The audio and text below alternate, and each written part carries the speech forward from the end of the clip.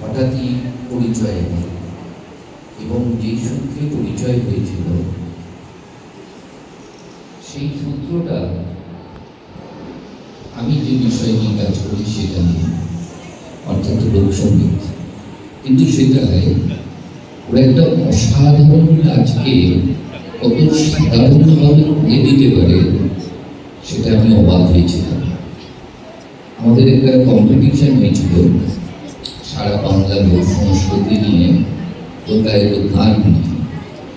তার পেছনে যে ব্যাকগ্রাউন্ড তৈরি করা হয়েছিল সেই ব্যাকগ্রাউন্ডটা পার্থ এবং পায়েল রাত জেগে তৈরি করেছিল মাত্র 2 দিন, এবং সেটার যা খরচ হয়েছিল আমাদের বুঝতেই পারছেন, আমাদের লোকায়ত যে সংস্কৃতি সেটা নিয়ে খুব বেশি কাজ করবার মতন আমাদের ক্ষমতা হয় না, কারণ আমাদের কর্পোরেট যেসব বিষয় থাকে তাকে আমাদেরকে দেওয়া হয়।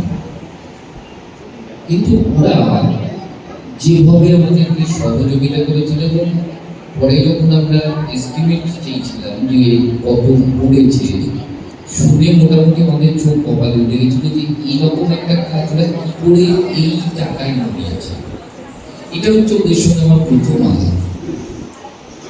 তার পরবর্তী ক্ষেত্রে পার্থ বিভিন্ন আঁকা, পায়েলের বিভিন্ন ধরনের কাজ, পায়েল একজন প্রথিতযশা এখন, মানে আমাদের মঞ্চে তুলে আমাদেরকে সম্মান জানানোর থেকে আমার মনে হয় পায়েলকে অনেক বেশি সম্মান জানানো উচিত।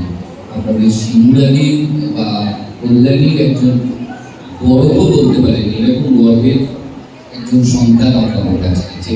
ঠিক একইভাবে সিঙ্গুলারির এইরকম একটা প্রত্যন্ত এলাকায় পার্থর মতন একটা এত বড় মাপের শিল্পী, যার শিল্পকলা হয়তো বলবো না, মানে 15 বছর আগে আবার একটা পদক্ষেপ নেওয়া হয়েছে। তো সুতরাং এটা আমার মনে হয় যে এই যে চিত্র প্রদর্শনী আমি খুব ভালো করে দেখলাম 5 বছর থেকে 20 বছর বয়স।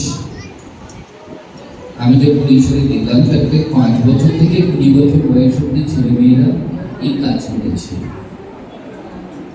এই কাজটাই আজকে যদি কলকাতায়, এটা কোনটা আমি বলছি, তাহলে হয়তো অনেক